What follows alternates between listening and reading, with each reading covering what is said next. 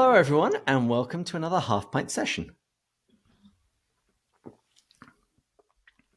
I'm very excited about today's episode because I had seen what we're going to discuss. I'd seen the website, I had seen an article in the paper, and my wife has already signed off on this, but I wanted to talk to the man behind it. Dr. Yaz, welcome to the show. Thank you for having me. Now, normally we go through the background of someone's history with the Inklings, and we will get to that eventually, but I want to cut to the chase. What have you built? Well, I mean, it really just started as a treehouse with a couple of nods to C.S. Lewis and Narnia, and then it just kind of, I guess, escalated quickly. Escalated quickly to Mr. Tumnus's cave, to the Beaver's Den, and so it just kind of it was never. This was never the original plan. It just kind of snowballed. I love it. Some of my favorite things in life are when things got out of control. It's like, I'll probably go back to England soon, and there's like, oh, guess I'm not doing that anymore. So, would you mind just telling our viewers, what is this house that you have styled? Well, so, I mean, in all honesty, I probably useful to actually talk about where it started, because I mean, right now it's essentially a rental that people can come in. It's you can rent a tree house. We're in the woods. We're quite close to the kilns. We're quite so. In fact, between us and C.S. Lewis's old land, that is now obviously the C.S. Lewis Reserve, is actually one plot. So we're the woodlands that we are in essentially is the same woodlands that C.S. Lewis had in his backyard. And so that was kind of why when we first built the tree house, we thought have a wardrobe that you can go through to the zip line, and in all honesty, I mean, it wasn't originally meant to be a rental. What we had originally built it for is actually my partner. She's a hematologist, and she specializes in red cell hematology. And it's actually an underfunded area of medical research. And what's actually interesting about, I mean, just a slight aside, but just to kind of give you the full background, when you think of medical research, often people donate to medical charities that have affected someone in their lives, their mother, their uncle, their aunt. And so wealthier races, if you will, effectively their illnesses are better funded. So there ends up being this kind of unintended racism in medical funding that, for example, sickle cell anemia. That was what we learned in school.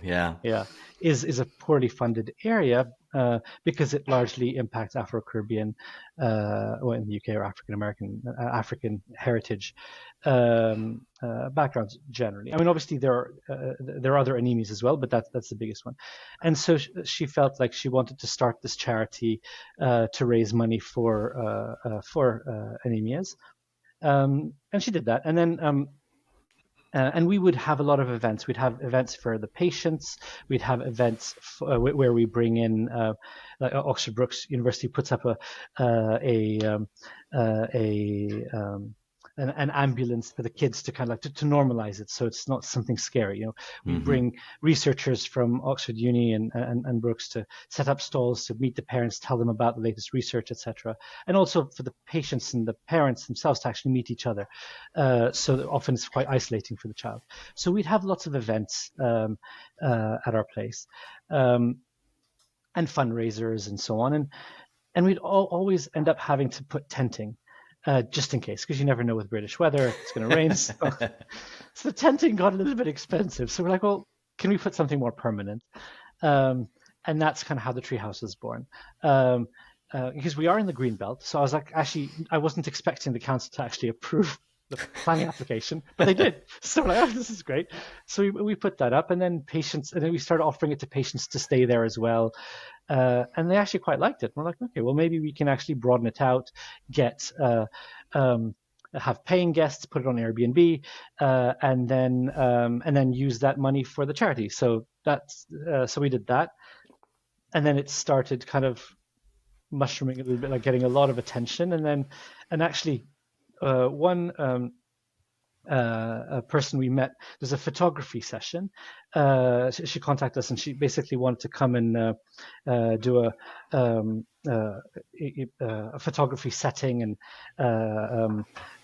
here and have a bunch of photographers, etc. And one of the people who actually did the set design, she kind of came back to religion through C.S. Lewis's work, and she was very obsessed with C.S. Lewis's work. So she loved what we did, and she's like, "Look, you guys need to do more." And I was like, "Okay, sure." And but again, I was just a little bit skeptical that the planning, that the council would actually give us planning. Mm-hmm. But they seem to really like what we're doing, so they gave us planning, and so we need to pause for a moment. Toast to the Oxford Local Council. Well done. Well done. So honestly, I mean, they've been fantastic, and they've been very supportive, and so that's kind of how it grew, and then of course with Amanda, this one's Amanda who's the real creative person here. Actually, and to be fair, I mean, it's a fantastic team. Like, so my gardener, I should also give a shout out to him, because he actually did art and design at university. And he wanted to do something there and found he couldn't really make a living, became a gardener. And he was like, somehow I managed to find the one mad professor who I ended up being his gardener. And then he keeps giving me these like crazy projects that actually allows me. So he then quit as my gardener. He's now basically, I mean, he's a general handyman, but also he's kind of like, if you look at the photos of the cave, he's the one who actually carved the Bacchus fireplace, and then on the side of a road we met this chainsaw carver. He came and carved Mr. Tumnus on the bench. So it's just like a lot of random things that ended up happening to bring this to life, really. I do love how all of these different people started getting pulled in, and again, unexpected. It's all very appropriate given your source material about an unexpected adventure that nobody quite saw coming. That's a good point. As well as the tie into blood, because the blood of Aslan had great consequences for one child and in fact all of Narnia. And actually, another twist to this tale is that they were doing some renovation in the church where C.S. Lewis is buried, which isn't actually our church, even though it is our closest. But we go to the one weekly. But this one, with the renovation, they actually had some of the beams that they were putting in the skip, and our builder happened to know the builder who was working there, and the guy said, "Are you not working at that place up the hill?" And so they let us take some of the beams, some of the we even have the base for the old baptismal font from the church, because they renovated that. So we're making that into Aslan's stone table. Oh my goodness. You need to have a trip to the Wade and just see what they give you, because you could get a whole lot of first editions, some of Lewis's original books. I love that. That is so cool. So, and then the other thing actually is, because the other thing that I was really worried about was copyright issues. Mm-hmm. So when we reached out, they said as long as we don't use the terms Narnia or Mr. Tumnus, and we call it Fawn's Hideaway, and we say inspired by Narnia, inspired by that's okay, as long as the word inspired is there and it's not officially in any of the wording. So that was the other thing that I was, as we were kind of going that direction, I was like, hold on a second, are we actually hearing? Are we going to get sued? Yeah. But they were very nice about it and supportive, as long as we didn't use the terms and just said inspired by. So what actually are the facilities in this house if a family is going to go? Because this was my wife's first question. I showed her some pictures and said, next time we're in Oxford, and she says, how many does it sleep? Because, we got a growing family. Well, so the treehouse actually takes up to 6 people. So that's, we usually say, we tend to like families rather than, like 6 adults or something like that. Sure. So we Although I'm sure there are people that would be down with me if they wanted I'm already married, but we're in England at the time. It's like bachelor party, bachelor party. So, and actually, it's funny because some people sometimes tell me, like, their kids are just running around, they're screaming, they're enjoying themselves, and they come and they apologize to me. I'm like, no, no, on the contrary, like, that's actually the thing we enjoy most, because I mean, my eldest is now 18, off to university, and to be honest, we miss all the hustle bustle of kids running around enjoying themselves. So, it's actually it's one of my favorite sounds. So, they can run around as much as they like. We love it, and then the Fawn's Hideaway, which is the cave, takes two adults and a child, and the Beaver's Den is more glamping. It's two adults, and we've got facilities. The tennis court, there's a swimming pool, there's jacuzzi, sauna. There's a zip line, of course, the slides, trampoline. So there's plenty for the kids to do. So actually, often some people, they book it because they're coming to Oxford and they have things to do in Oxford, and actually find they never actually leave. And what's great is because we're actually so close to the city itself, all the food delivery apps deliver from pretty much any restaurant you want. So even if you didn't want to use the barbecue or the stuff, it's actually a fully catered kitchen as well. Fully modern kitchen, but you don't even need it because you could actually get a delivery as well. Mm. Is there any local service that delivers Turkish delight? Because I think that would be a shoo-in. Well, actually, interestingly, we make our own. So we have our own hives, and we make chocolate, which we fill with honey, and we call them honey delights. That's great because you sort of resonate with the book, but it's also then not Turkish delight because, as a lot of people keep telling me, that's probably it's the number one thing when someone finds out what I do. It says Turkish delight. I hate it. It's revolting. Lewis lied to me. Don't like it either. We did actually look at trying to make our own Turkish delight. I was like, and try any variant to try to make it more. I just couldn't. So I was like, you know what? Let's make our own thing. That's probably wise. That's probably wise. Yes, I've actually the best Turkish delight I ever had was at a market in Spain. Okay. Just utterly randomly, I just walked across Spain for the Camino de Santiago, and it was my first night. And I walked through a night market, and there was a stall with these like massive slabs of Turkish delight, and I'm actually a fan. It's an unpopular opinion. So I ate a huge amount of it, and at the end of it, I was kind of tempted to betray a sibling just for the sake of it. So, if somebody wants to book a stay in your Fawn's Hideaway treehouse, Beaver's Dam, with their Rolex watch, because we're not gonna break copyright, how do they do it? So the website is theoaks.uk. And it's very straightforward. It's online, and we actually also are on Airbnb, but we do have our own website that people can book. And actually, I think probably about 80 to 90% of the bookings these days come from the website because we're also on Instagram, which is also theoaks.uk. So follow us. Absolutely.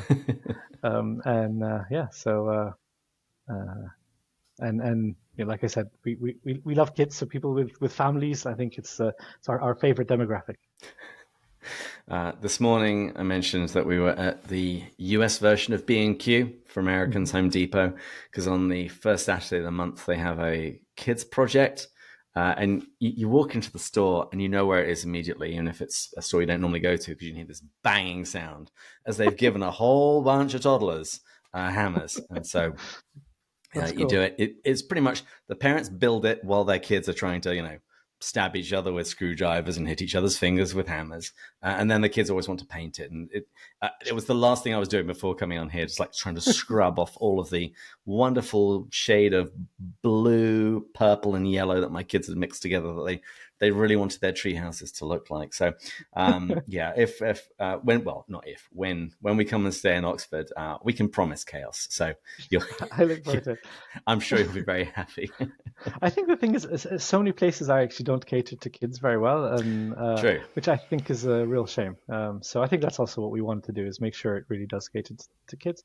And also, I'm a magician as well, a member of the Magic Circle, and so if they want a magic show, I'm there as well.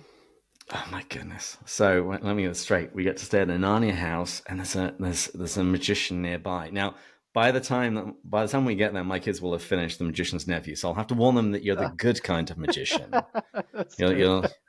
Yeah, you're like you're like the good ones in the Voyage of the Dawn Treader, not the bad ones in Magician's Nephew. His nephew.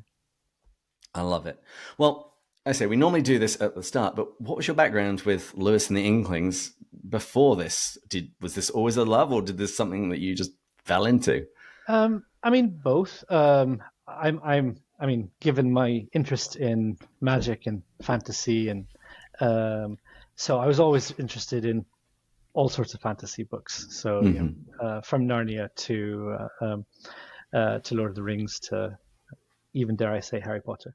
Oh, no. See, I was actually a Harry Potter naysayer for the longest time because I didn't read the books because I was a little too old when they started. But then when it became a phenomenon, I'm just instinctively, it's like, oh, it's popular. I'm not doing it. Yeah. But I did end up seeing the first movie and I didn't think very much of it. I went, oh, this is all just derivative and pooey.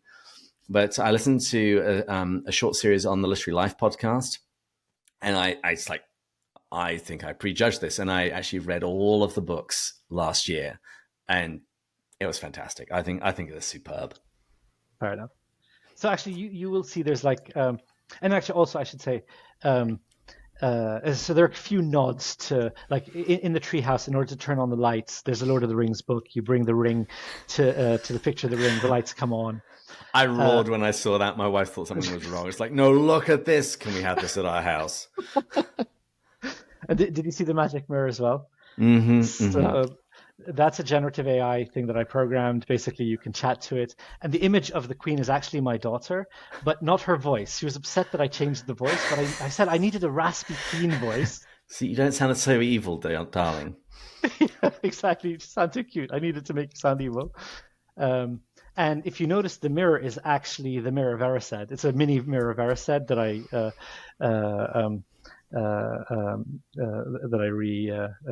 reused, and it's a Raspberry Pi, and then I basically did the AI programming. So my background is AI, so I have a PhD in AI. That's really cool. So see, that's I'm a software engineer, so is there an SDK that I can download before I come to the house if I need to like work on some things? Well, actually, funny you say that, because yesterday I was chatting with a friend of mine. He's like, I'm going to try to see if I can do some prompt injecting into your magic mirror and break the mirror and see what I can get away with. Oh, that's wonderful. Wonderful. Well, Dr. Yas, thank you so much for coming on the show. I will be putting links to everything in the show notes. And listeners and viewers, if you go and visit this house, I need to hear back. I need to hear back because we're not going to be in England, I think probably for at least 2 years. But then after that, we will be due for a trip. And there's absolutely going to be a trip to Oxford as part of it. Well, I look forward to having you over. Wonderful. And viewers, please join us again next time. We'll continue going further up and further in. Cheers.